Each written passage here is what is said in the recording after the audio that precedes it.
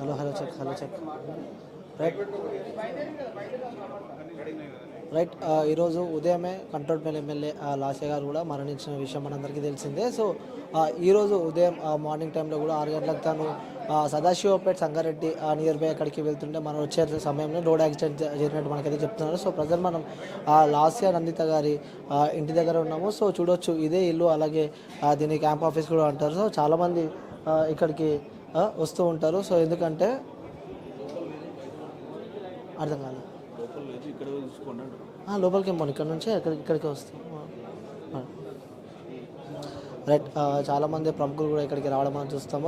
కులాలకు రాజకీయాలకు అతీతంగా కూడా చాలామంది రాజకీయ నాయకులు ఇక్కడికి రావడం చూస్తున్నాం. గత ఏడాది చూసుకున్నట్టయితేనే మొన్న నల్గొండ సభ నుంచి తిరిగి వస్తుంటే కూడా ఆ రోజు రోడ్ యాక్సిడెంట్ కావడం మనం చూస్తున్నాం. దాని తర్వాత అది మర్చిపోకుండా ముందు 10 days ముందే ఇలా జరిగిన జీర్ణించుకోలేకపోతున్నారు. చాలామంది సాయన్న అభిమానులు అయితే, అలాగే లాస్యక్ అభిమానులు అయితే చాలామంది తరలి రావడం మనం చూస్తున్నాము. ఈరోజే అంత్యక్రియలు కూడా పూర్తయినట్టు మనకి తెలుస్తుంది. సో రాష్ట్ర మంత్రివర్యులు కోమటిరెడ్డి వెంకటరెడ్డి కూడా ప్రభుత్వం ఆదేశాల మేరకు అంతకే ప్రభుత్వ లాంఛనాలతో చేయాలని చెప్పి కూడా చెప్పడం మనం చూస్తున్నాము. మరికొద్దిసేపట్లోనే ముఖ్యమంత్రి కూడా ఇక్కడికి వచ్చే అవకాశం ఉన్నట్టు మనకు తెలుస్తుంది. సో చూడవచ్చు చాలామంది లాస్యక్కి సంబంధించి కూడా కుటుంబ సభ్యులు చాలా బాధలో ఉన్నారు. సో మన దగ్గర మల్కాజ్గిరికి చెందిన సాయన్న మన దగ్గర ఉన్నారు. ఎందుకంటే లాస్యక్కి సంబంధించి కూడా ఎప్పుడూ అక్కతోనే ఉంటున్నాడు. సో పలు విషయాల్లో కూడా సాయన్నతో చాలా క్లోజ్ ఉన్న సందర్భాలు మనం చూస్తున్నాము.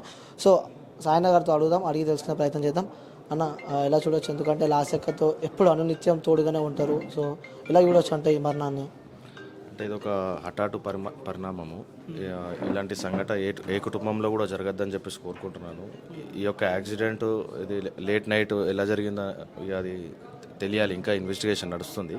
సో ప్రజల్లో లీడర్లా కాకుండా ప్రతి ఒక్కరితో కలిసిమెలిసి ఉండడము తన నైజము.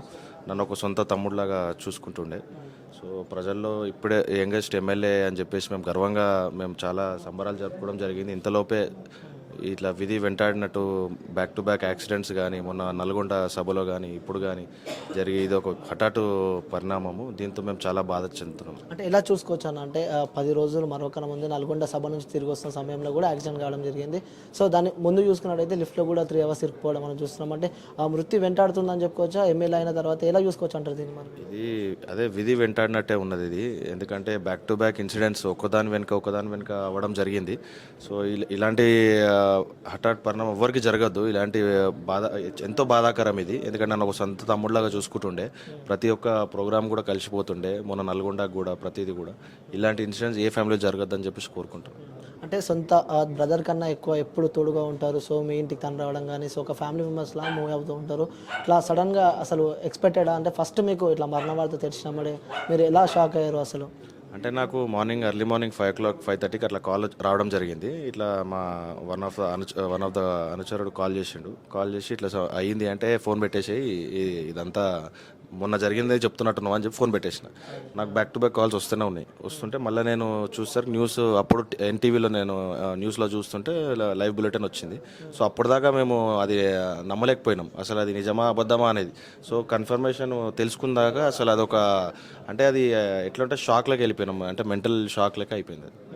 సో గత ఏడాది 19వ తారీఖే సాయన్న కూడా మరణం. అంటే 1 year అవి కూడా మొన్న 10 yearsలో కూడా చాలా బాధగా ఉండే. దాని తర్వాత వెంటనే అంటే ఒకటే కుటుంబానికి చెందిన వాళ్ళు యంగెస్ట్ ఎమ్మెల్యే తను గెలిచి కూడా ఒక 100 days అవుతుంది అనుకుంటా, నియర్ బై 100 days అవుతుంది. తను ఏం చెప్తుండేది అన్న, ఎప్పుడు ప్రజల గురించి మీతో ఏం షేర్ చేసుకుంటుండేది? అంటే ఇప్పుడు సాయన్న గారి పేరు మీద ఒక ఫౌండేషన్ ఓపెన్ చేద్దామనేసి మొన్ననే డిస్కషన్ లాస్ట్ నైటే జరిగింది. నిన్న నైటే జరిగింది. సాయన్న పేరు మీద ఫౌండేషన్, సాయన్నది బర్త్డే రాబోతుంది. సో జయంతి కానీ చాలా బాగా ఘనంగా చేద్దామని చెప్పేసి నన్ను అనునిత్యం సొంత తమ్ముడు కన్నా ఎక్కువ సాయి అని చెప్పేసి పిలుస్తుండే. సో ఎనీ టైమ్ మా పగలేదు రాత్రి ఎనీ టైం ఏ ప్రాబ్లం వచ్చినా చిన్న ఫోన్ కాల్ చేసినా కానీ అది సాల్వ్ అయిపోతుండే. అక్క ఇమీడియట్ రెస్పాండ్ అవుతుండే. సో పెద్ద ప్లానింగే ఉండే సాయన్న ఫౌండేషన్ కానీ ఇట్లా మంచి పనులు చేద్దామని. సో హఠాత్తుగా ఇట్లా జరగడం అనేది చాలా బాధాకరం. అంటే చివరిగా లాస్య గారు మీతో మాట్లాడింది ఎప్పుడు? నిన్న రాత్రి 9 o'clockకే నా టీం కూడా ఇక్కడ ఉండే. సో ప్రోగ్రామ్ గురించి డిజైన్ చేస్తుండే, ఎట్లా మన ఫౌండేషన్ ఎట్లా చేద్దాము సాయన్న పేరు మీద, సో ఎలా డిజైన్ చేద్దామని చెప్పేసి నిన్న డిస్కషన్ 9 o'clock జరిగింది. ఇంతలోపు ఇది. సో ఇప్పుడు ఏమంటుండే నాకు మీతో ఉన్నప్పుడు కానీ, సో అంటే ప్రజల గురించి కానీ, ఇక్కడ కాన్స్టిట్యున్సీకి సంబంధించి కంటోన్మెంట్ సంబంధించి కూడా ఏమంటుండే? ఎందుకంటే యంగెస్ట్ ఎమ్మెల్యే కాబట్టి తన ఆలోచనలు ఏ విధంగా ఉంటుండే? అంటే అనునిత్యము ఏదో ఒకటి చేయాలని చెప్పేసి ఉండే సాయన్న ఎటువంటి లీడర్ అంటే లీడరా ప్రజల అనేది డిఫరెన్స్ కనిపించకపోతుండే. ఎప్పుడు ప్రజల్లో చొచ్చుకుపోయి దాదాపు ఎన్నో సంవత్సరాలు 5-6 టర్మ్స్ ఎమ్మెల్యే అయ్యారు, కానీ ఎన్నడూ కూడా ఏ చిన్న కాంట్రవర్సీలో కూడా లేరు. సో సేమ్ విధంగా డాడీ పేరు నిలబెట్టాలని చెప్పేసి అక్కడ కూడా ఎంతో కోరిక ఉండే.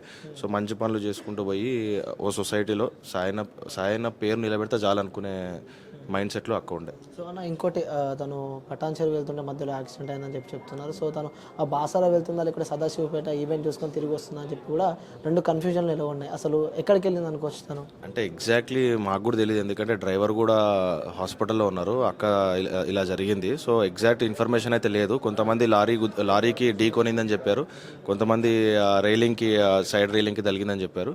సో ఈ రెండు ఇన్సిడెంట్స్ కలిసి జరిగిందని కూడా చెప్తున్నారు. సో ఇంకా ఇన్వెస్టిగేషన్ జరుగుతుంది. అంటే ఇక్కడ చూసుకున్నట్టు ఇష్యూకి సంబంధించి కూడా గన్మెన్లు కూడా కార్లో లేకపోవడం, అంటే గన్మెన్లు కూడా కార్లో లేరు, పేరుతో పాటు ఇంకొక డ్రైవర్ ఉన్నారని చెప్పి చెప్తున్నారు. ఇంకొన్ని వార్తలు చూసుకున్నట్లయితే డ్రైవర్ కాదు ఆ లాస్య గారి ఫ్రెండ్ అని చెప్పి కూడా కొంతమంది చెప్తున్నారు.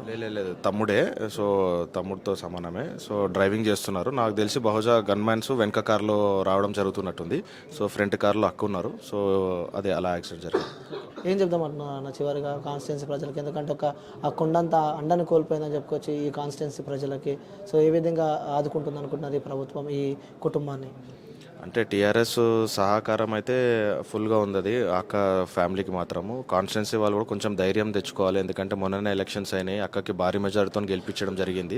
ఎంతమంది ఎన్ని కుట్రలు కృతంతాలు చేసినా కూడా కాన్స్టిట్యున్సీ ప్రజలు మాత్రము వన్ సైడెడ్గా అక్కకి ఓటేయడం జరిగింది. సో ఇంకా ఈ అక్క లేని లోటు మాత్రం ఎవరు తీర్చలేరు. సో ఇంకా కాన్స్టిట్యున్సీ వాళ్ళు కొంచెం ధైర్యంగా ఉండాలని చెప్పేసి కోరుకుంటారు. చివరిగా తన డ్రీమ్ ఏందన్న? డ్రీమ్ అంటూ ఏం లేదు. సాయన్న పేరు, సాయన్న ఫౌండేషన్ని తారాస్థాయికి తీసుకెళ్లాలని చెప్పేసి తన చివరి కోరిక. సో ఆ ఫౌండేషన్ కార్యక్రమాలు కూడా నేను రాత్రే జరుగుతుండే, మా టీం సమక్షంలోనే జరుగుతుండే. సో ఇంతలోనే ఇది జరగడం అనేది మాకు ఒక పెద్ద షాక్. ఎలా కొనసాగిస్తారా సాయన్న ఫౌండేషన్ని? ముందుకు తీసుకెళ్తారా? 100% మేమందరం కలిసి సాయన్న ఫౌండేషన్ని త్వరలో రిజిస్ట్రేషన్ చేసి అన్న అక్క ఏదైతే అనుకున్నదో అన్ని ప్రోగ్రామ్స్ మేము కలిసి చేస్తాం. ఓకే అన్న, థ్యాంక్ యూ అన్న.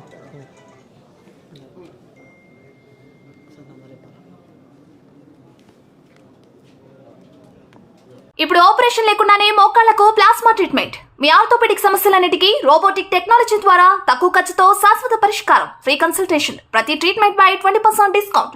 ఈ ఆఫర్ కొద్ది రోజులు మాత్రమే. త్వరపడండి. V9 hospitals 9281465842.